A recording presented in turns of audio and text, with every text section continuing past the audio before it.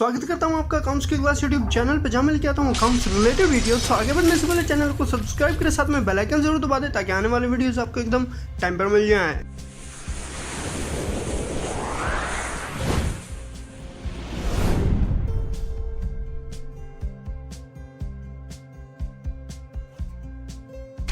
So without any further delay, let us get started with today's video titled How we can do sales entries in Tally ERP9। So दोस्तों, एक बार फिर से आपका स्वागत करता हूं मेरे कंप्यूटर स्क्रीन पे।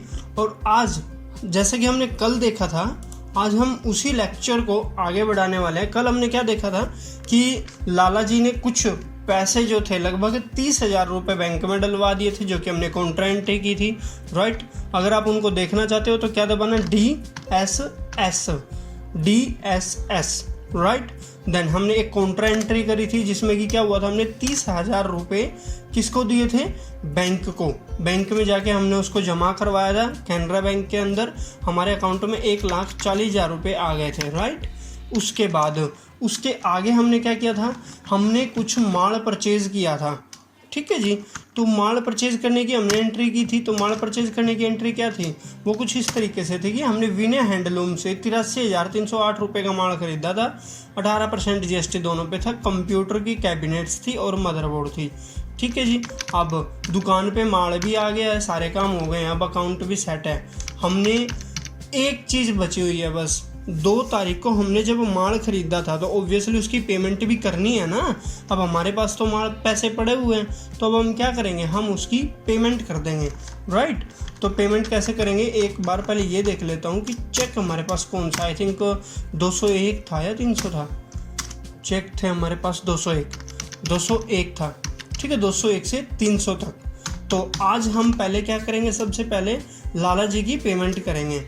हमने सिंपल सी बात है, जब हम पेमेंट करेंगे तो क्या होगा, उसके नाम से एक चेक बनाएंगे, ठीक। तो हम क्या करने जा रहे हैं, अभी हम लाला जी की पेमेंट करने जा रहे हैं। पेमेंट होती है F5 से। अगर आपको ये शॉर्टकट्स याद करना है तो आप यहाँ से भी देख सकते हैं।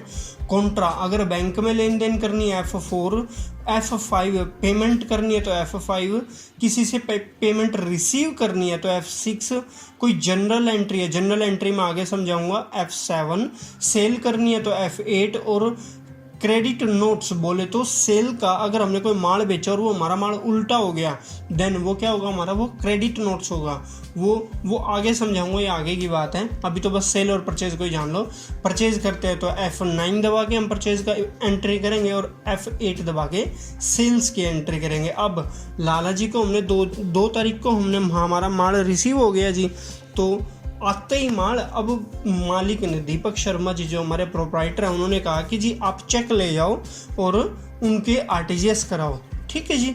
हमने चेक पे कर दिया है। अब किन को कर दिया है, कौन थे वे, सॉरी एक मिनट, पहले तो हमने किसके थ्रू किया था, कैनरा बैंक के थ्रू, ठीक है। कैनरा बैंक से ही तो गया है ना, जिसके अंदर 1,40,000 रुपये पड़े थे, ठीक।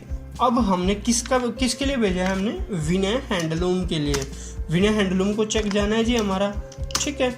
विनय हैंडलूम के कितने थे, 83,000 रुपये कुछ थे, आई थिंक, मुझे भी याद नहीं है। लो मैं एक बार देख लेता हूँ, DSS, और हमने ये कर दिया है परचेज एंटर 83,308। लाला जी ने कहा कि ये काम करो, आप उनके 83,000 रुपये पे कर दो, ठीक है जी। 308 हम बाद में पे करेंगे जी, 83,000 के आप चेक लगा दो उनके अकाउंट में।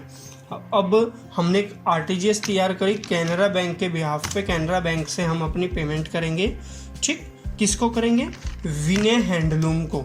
विनय हैंडलूम को पेमेंट करने गए कितना, 83,000 रुपये। लाला जी ने कहा जी 83,000 रुपये आप इनके लिए लेके चले जाओ अगेंस्ट रेफरेंस नंबर। अब इनसे हमने जब माल खरीदा था तो एक रेफरेंस नंबर डाला था, तो वो दिख गया हमारे पास। रेफरेंस नंबर 1 अप्रैल को 83,308 का, तो 83,000 हमने उसको पे कर दिए हैं। अब हमारा कितना बैलेंस बचेगा, इनको कुल 308 रुपये, जो कि हमारा दिख रहा है क्रेडिटर में 308, राइट। 83,000 डेबिट हो गए विनय जी के और 308 क्रेडिट में खड़ा है अभी बैलेंस, राइट। देन अब हम क्या करेंगे, हमारा अब यहाँ तक काम पूरा हो गया है जी।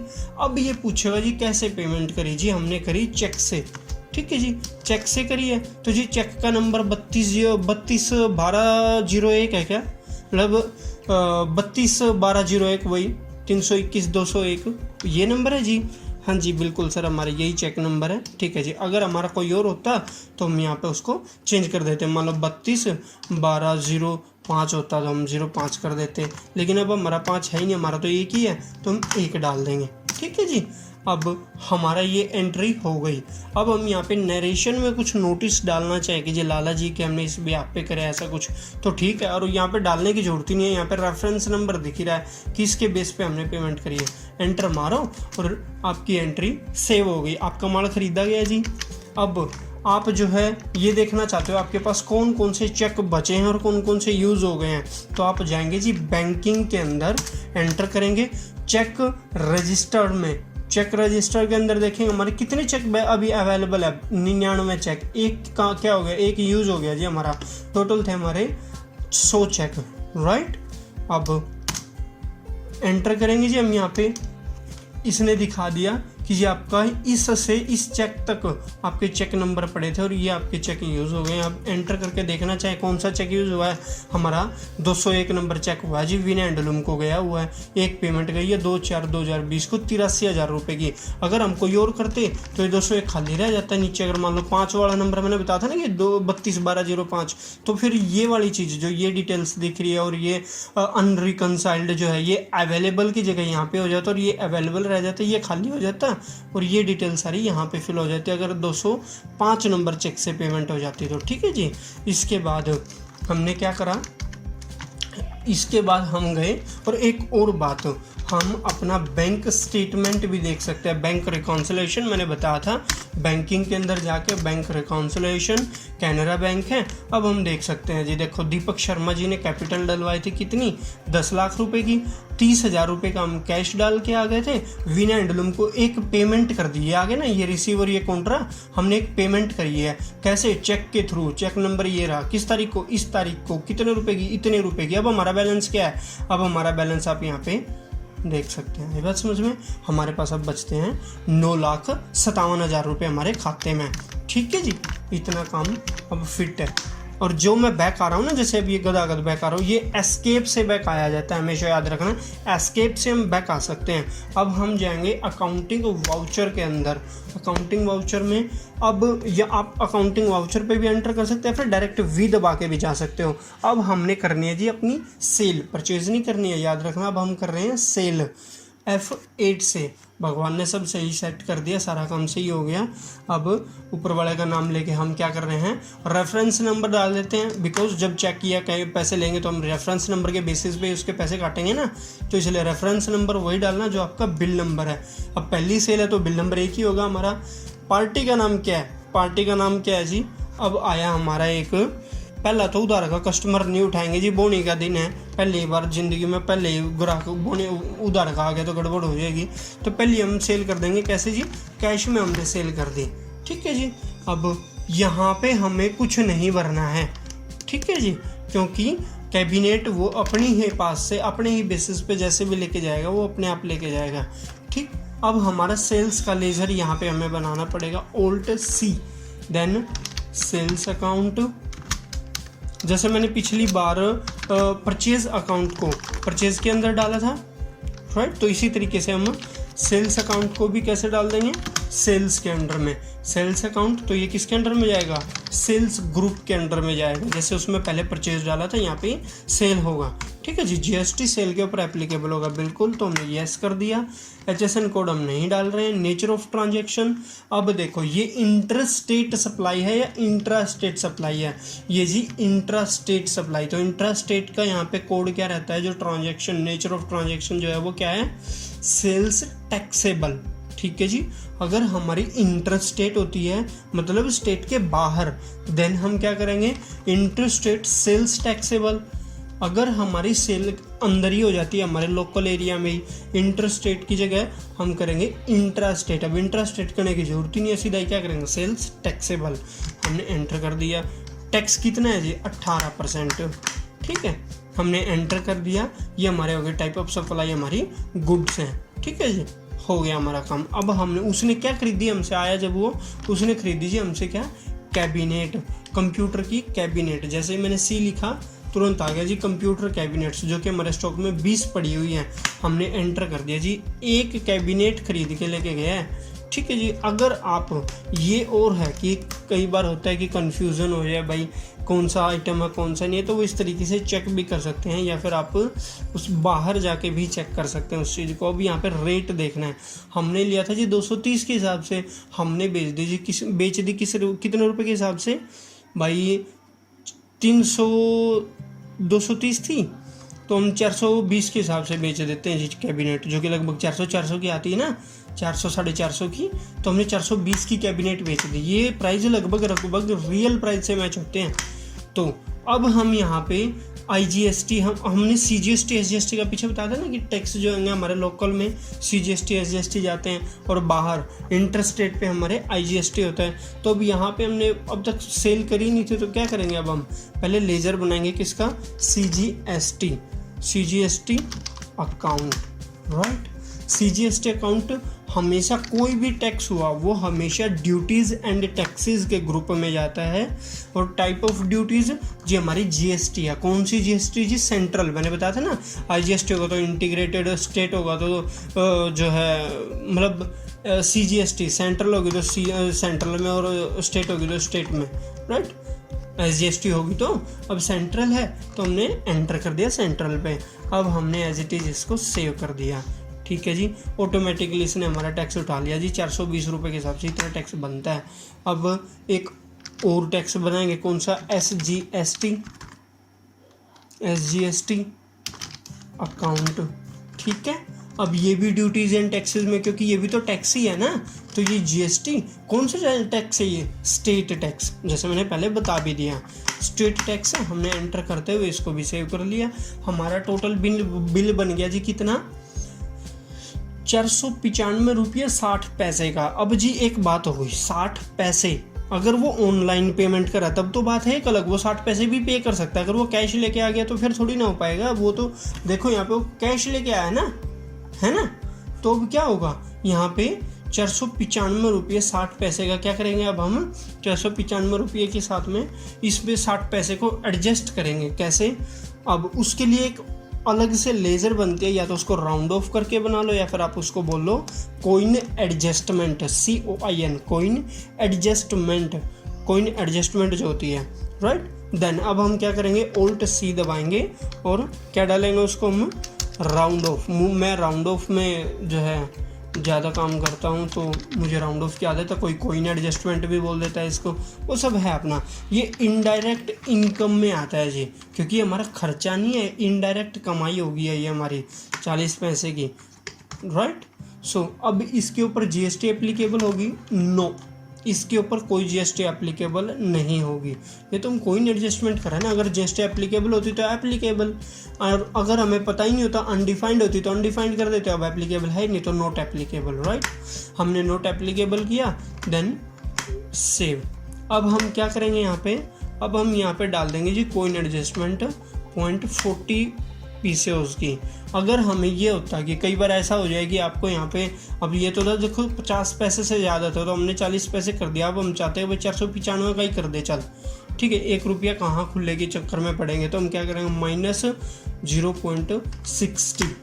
ठीक है जी, हमने इसमें से 0.60 पैसे घटा दिए, 495 रुपये हमारा बैलेंस आ गया हाथ में। ठीक है जी, अब हम इसको चाहें सेव कर सकते हैं इसी टाइम, जो कि हमारी पहली सेल हुई है। हो गया जी समझ बात, आ गई ये बात, यहाँ तक हो गई क्लियर। अब हमने कैश में सेल करी है तो साथ के साथ हमें पैसे दे गया वो। ठीक है, जब कोई कैश में लेके जाता है तो हम थोड़ी ना उसका हिसाब किताब रखते हैं उधार का या ऐसा टाइप का कुछ, ऐसा कुछ नहीं करते ना। तो अगली बार एक और बार आ गया वो, ठीक है जी, अगली बार फिर आ गया वो 2 नंबर रेफरेंस बना करके। आप चाहो तो 1 नंबर रेफरेंस भी रख लो सेल करते टाइम, नहीं तो हम तो भी कर सकते हैं, हमारी इच्छा है। ठीक है जी, इस बार वो कैश में सेल नहीं लेके जा रहा, अब कह रहा है भाई साहब मेरी उधार कर लो। ठीक है जी, अब हम क्या कर रहे हैं, उधार कर रहे हैं उसकी। अब उसका नाम लिखना पड़ेगा, क्योंकि जिसकी उधार करते हैं उसका डेटा हम रखते हैं ना, कौन है ये, कहाँ का है, क्या करता है क्या नहीं करता है, ये सब। तो हम अब Alt+C दबा के इसकी लेज़र बनाएंगे, जिसका नाम क्या जो लेने आया था वो आप मान लीजिए कि जगविंदर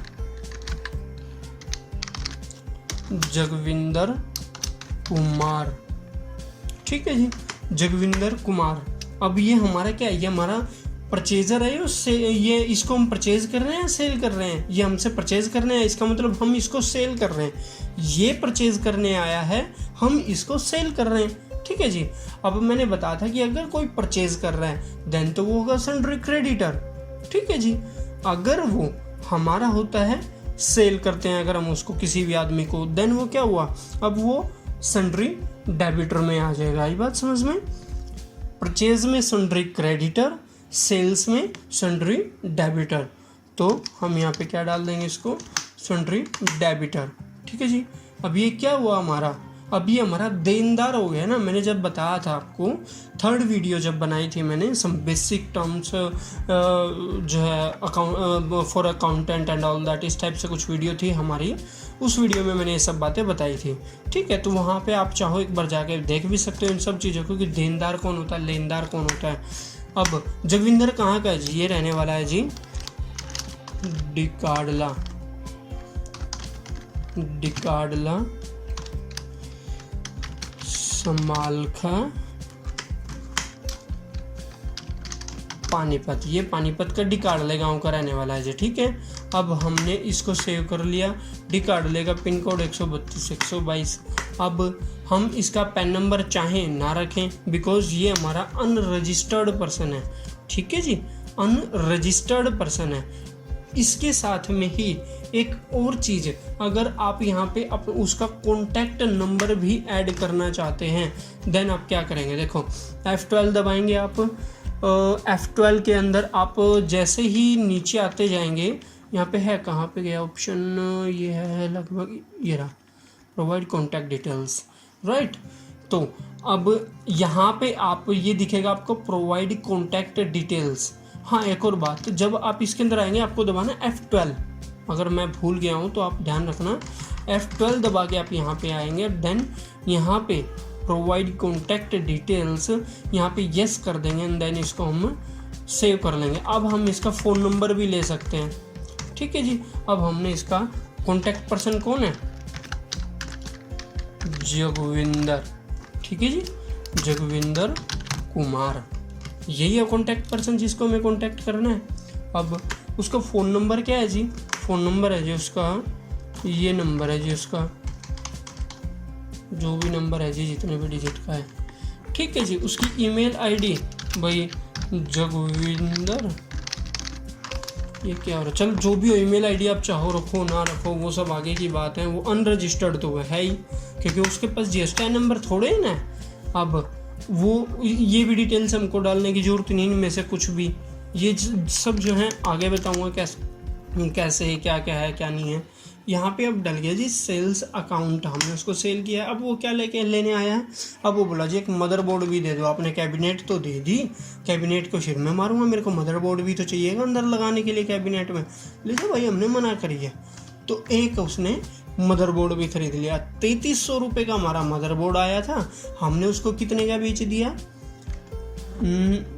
6,979 रुपये का, 6,979 रुपये का हमने बेच दिया, ठीक है जी। अब हमको टैक्स के लिए, जैसे हमने Alt+C दबा के टैक्स के लेज़र बनाई थी, CGST SGST, अब वो बनाने की ज़रूरत नहीं है। CGST पे C क्लिक किया, देन एंटर कर दिया, आपका टैक्स ऐड हो गया। S क्लिक किया, देन आप इसको सेलेक्ट करके एंटर कर देंगे। अब राउंड ऑफ करेंगे, कितना है जी, इसका है जी -0.22 पीसोस, तो 8,235 रुपये इंक्लूडिंग टैक्स उसके हो गए। हमने उसको दे दिया जी बिल बना के, ठीक है। अब कई बोलेंगे भाई साहब ये बिल तो हमने बना लिया, इसका प्रिंट कैसे निकालेंगे, ठीक है जी। ये और देख लो, DSS दबा के आप आ गए, अपनी सेल्स की एंट्रियों में चले गए। लो जी, यहाँ पे एंट्री कर दी जहाँ पे आपने बिल बनाए हैं। कोई भी बिल, मान लो जौन सा भी जगविंदर कुमार का है, तो हम क्या करेंगे, इसको हम Alt+P फॉर पैरेट, पैरेट मैंने तोता, ठीक है sir, P for parrot, Alt+P press करेंगे। देन हम यहाँ पे प्रिंट का ऑप्शन हमें बोल दिया इसने कि आप प्रिंट करना चाहते हैं, you can print it, right. तो हम अगर यहाँ पे येस कर देते हैं देन ये हमारे लिए एक प्रिंट का ऑप्शन, अभी हमारे पास प्रिंटर ऐड नहीं है तो ये कहाँ से प्रिंट निकालेगा हमारा, तो ये नहीं हो पाएगा। सो आपका प्रिंटर ऐड होगा तो इमीडिएटली आपको प्रिंट निकाल के दे देगा, ठीक है। तो Alt P दबा के याद रखना कि प्रिंट निकलता है। जैसे ही आप Alt P दबाओगे येस नो में से येस सिलेक्ट कर देना, आपका प्रिंट बाहर आ जाएगा। अब जगविंदर ने जो है इतना तो कर लिया, अब अगली वीडियो में दिखाएंगे जी कैसे जगविंदर से हमें पेमेंट लेनी है। आज तो वो उधार लेके गया, ले जाने दो जी, आज ही थोड़ी ना दे देगा उधार, 1-2 दिन तो करके देगा ना। कल का टाइम देखेगा तो कल वेट करेंगे उसकी। तो कल की वीडियो में हम बताएंगे कैसे जगविंदर से हमें पैसे लेने हैं और अपने अकाउंट में डालने हैं, ठीक है जी। जगविंदर याद रखना कल हमें चेक देने आ रहा है, ना कि कैश देने आ रहा है। चेक की एंट्री कल हम करेंगे, ठीक है जी। उसके बाद आगे की जो भी कल ट्रांजैक्शंस होंगी उनको आगे हम फर्दर प्रोसीड करेंगे, okay. So that's all for today. और इससे अब तक जो भी आपने सीखा है वो लाइक अपने सेल परचेज आप रेगुलर इसके प्रैक्टिस करते रहो यार। अगर आप प्रैक्टिस नहीं करोगे ना देन आपका कोई फ़ायदा ही नहीं है क्लास अटेंड करने को। और अगर आप क्लास अटेंड करते हो you must have a huge practice, right. You should required a huge practice. अगर आप प्रैक्टिस नहीं करते हो तो कोई फ़ायदा ही नहीं बनेगा यार। आप भी एजुकेशनल वर्जन को डाउनलोड करो। अगर यहाँ पे नहीं पॉसिबिलिटी आप कोई साइबर ज्वाइन कर लो यार। किसी साइबर पे 10 रुपये में 1 घंटे का टाइम मिल जाता है आपको। 1 घंटा साइबर पे लगा, वहाँ पे अपने टैली की प्रैक्टिस करो। जब वहाँ से काम हो जाए आप अनइंस्टॉल करके फिर आ जाओ उसको। फिर अगले दिन जब भी आप जाओ, जिस भी सिस्टम पे जाओ, आप वहाँ पे इंस्टॉल करो, एक पेन ड्राइव में रखो उसको, एक सेटअप को इंस्टॉल करो, उसको यूज़ करो, फिर अपना घर ले आओ। तो आप जो है इसकी, लेकिन जैसे भी हो देखो, शाम दाम दंड भेद जो भी आप प्रैक्टिस करो, बस मेन चीज़ मेरी यहीं पर है, okay. So that's all for today. और अब तक आपने अगर चैनल को सब्सक्राइब नहीं किया तो प्लीज़ ये चैनल को सब्सक्राइब करें। पिछली वीडियोस के लिंक भी मैंने डिस्क्रिप्शन में डाल दिए हैं, आप डिस्क्रिप्शन में जाइए, वीडियोस को देखिए और इन्जॉय कीजिए। और हर रोज़ ऐसे ही अकाउंट्स की क्लास में आते रहिए, अपना ज्ञान बढ़ाते रहिए। Thank you so much. That's all for today. Bye bye.